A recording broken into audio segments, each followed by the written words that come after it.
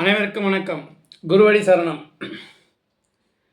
ஐந்து கரத்தனை ஆணை முகத்தனை இன்றின் இளம்பிரை போலும் மேற்றினை நந்தி மகந்தனை ஞான கொழுந்தினை புந்தியில் வைத்து போற்றுகின்றேன். குரு பிரம்மா, குரு விஷ்ணு, குரு தேவா, மகேஸ்வரா, குரு சாஷாத் பரபிரம்மா, தஸ்மே ஸ்ரீ குருவே நமோ நமக. அனைவருக்கும் வணக்கம். இன்றைக்கி நாம் பார்க்க போகிறது விருச்சிக ராசிக்கு சனிப்பயிற்சி பலன்கள் அப்படின்ற அமைப்பில் இன்றைக்கி நம்ம பார்க்க போகிறோம். கடந்த 10 வருடங்களாகவே 7.5 சனி வாட்டி வதைத்ததுக்கப்புறம் இடையில் 2 வருஷம் உங்களுக்கு ஓரளவுக்கு ரிலீஃபாக இருந்தது. அதுக்கப்புறம் மறுபடி சனி உங்களுடைய ராசியை 10ஆம் பார்வையை பார்த்து அஷ்டாஷ்டம சனி கணக்குலையும் மறுபடியும் உங்களை வதைச்சி எடுத்திருப்பார் 2 வருஷம். இந்த 2.5 வருஷத்தில் இடையில் 1 வருஷம் உங்களுக்கு ராசிக்கு நேர் 7 குரு பகவான் ரிஷப ராசியிலேருந்து பார்த்து ஓரளவுக்கு நல்ல பலன்களை பிரச்சனையை சமாளிக்கக்கூடிய தகுதியை கொடுத்துருப்பார். இப்போ 4ஆம் இடத்தில் இருந்து உங்களுடைய ராசிக்கு 5ஆம் இடமான மீன ராசிக்கு சனி பயிற்சி ஆகிறார். பொதுவாகவே விருச்சிக ராசிக்காரர்களுக்கு அதிபதி செவ்வாய், அதற்கு எண்ணி நம்ம கணக்கு வரும்போது 6ஆம் வீடான மேசத்துக்கு அதிபதியும் செவ்வாய்.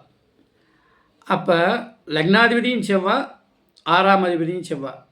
அப்போ நம்மளோட முக்கியமாக சில விஷயங்களுக்கு பிரச்சனைகளுக்கு முக்கிய காரணமே நாமளே தான். விருச்சிக ராசிக்காரர்களுக்கு முதல் எதிரின்னா அவங்களே தான். சில விஷயங்களை பட்டன்னு பேசுவாங்க, ஒளிவு மறைவின்றி. அதை எல்லா இடத்துலையும் பேசக்கூடாது.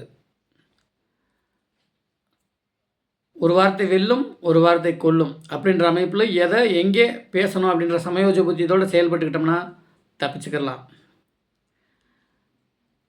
அந்த காரகன், அந்த வீட்டுக்கு காரகன் செவ்வாய் என்பதாலும் சில விஷயங்களில் வம்பு வழக்கு, சண்டை போடுறது, நைஸாக ஊசி குத்துற மாதிரி குத்துறது, இந்த மாதிரி விஷயங்கள்லாம் விருச்சிக ராசிக்காரர்களுக்கு மைனஸை ஏற்படுத்தும். சிறப்பான தன்மை கொண்ட இந்த நீர் ராசியான விருச்சிக ராசிக்காரர்கள் இப்பொழுது தான் சனியின் பிடியிலிருந்து முழுமையாக விலகப் போகிறீர்கள். 5ஆம் இடத்துக்கு போகிறாரு.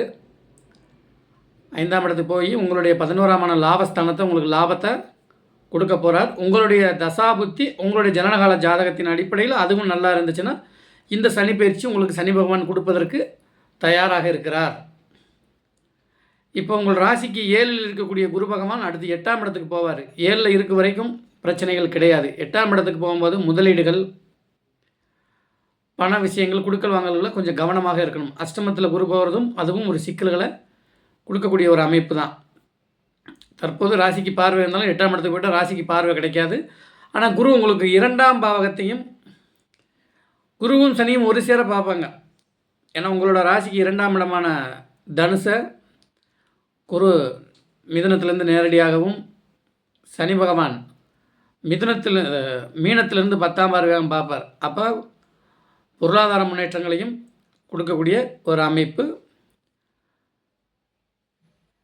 உங்கள் ராசிக்கு 8ஆம் இடத்தையும் பார்ப்பார், 7ஆம் இடத்தை பார்ப்பார். அது திருமணம் நடக்காமல் இது வரைக்கும் இருந்தவர்கள்லாம் திருமணம் செய்யக்கூடிய அமைப்புகளை கொடுக்கும். இதுவரைக்கும் குழந்தைகளால் மன உளைச்சல்கள் ஏற்பட்டவர்கள் இனி குழந்தைகளால் நமக்கு லாபம் கிடைக்குதோ இல்லையோ கண்டிப்பாக பிரச்சனைகள் வராது. அது மாதிரி தாயார் அமைப்பும் அந்த அமைப்பு தான். இந்த சனி பயிற்சி உங்களுக்கு நல்ல பலன்களை கொடுக்கக்கூடிய ஒரு அமைப்பில் இருக்குது. அதை பயன்படுத்திக்கோங்க. இது பேசிக். அதுபோக உங்களுடைய ஜனனகால ஜாதத்தில் மீனத்தில் எந்த கிரகம் இருக்குன்றதை நம்ம பார்த்துக்கணும். அதில் கண்டிப்பாக அங்கே ராகுவோ இல்லை செவ்வாயோ சூரியனோ இருந்து அதன் மீது சனி இப்போ சஞ்சாரம் செய்கிறாருன்னா கண்டிப்பாக நல்ல பலன்கள் கிடைப்பதற்கான வாய்ப்புகள் ரொம்ப குறைவு தான். இப்போ பயிற்சியானவனே முழுமையான பலன் நமக்கு கிடைத்து விடுமா அப்படின்னு பார்த்தா கண்டிப்பாக இல்லை. ஏன்னா இப்போ சனி புரட்டாதியில் இருக்கிறாரு. ராகு அங்கேருந்து ரிவர்ஸில் வரக்கூடியவர், அவரும் கும்பத்தை நோக்கி சனியை நோக்கி வந்துட்டுருக்கார். அப்போ இவ்விரு கிரகங்களும் இணைவை நோக்கி போயிருக்கிறது நல்ல பலன்களை கொடுக்காது. அங்கே கிரக யுத்த அமைப்புன்ற அமைப்பில் சிக்கல்களை கொடுக்கக்கூடிய ஒரு அமைப்பு. அப்போ இந்த காலகட்டங்களில் யாருக்குமே ஒரு நல்ல பலன் நடக்கக்கூடிய அமைப்பு இல்லை.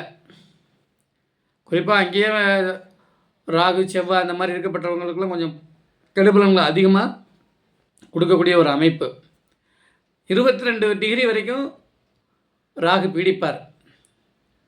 குறிப்பாக ஒரு 13 டிகிரி போயிட்டாருன்னா கூட ஓரளவுக்கு ராகு கொடுக்க வேண்டியதை ராகுவும், சனி கொடுக்க வேண்டியதை சனியும் கொடுப்பாங்க. ஏன்னா ஒரு நட்சத்திர 4 பாகைகள், அந்த 4 பாகை அளவு கலக்கும்போது 13 டிகிரிக்கு மேலே வரும். 13 டிகிரிக்கு மேலே எந்த கிரகமும் விலகிடுச்சுன்னா அது கிரக சேர்க்கை இல்லை. அந்த 2 கிரகமும் தான் கொடுக்க வேண்டிய பலன்களை கண்டிப்பாக கொடுக்கும். 3 டிகிரிக்குள்ளே இணைவில் இருக்கும்போது தான் கெடுபலன்கள் அதிகமாக இருக்கும். இப்போ அந்த அமைப்பு தான் இப்போ நடக்கப் போகிறது.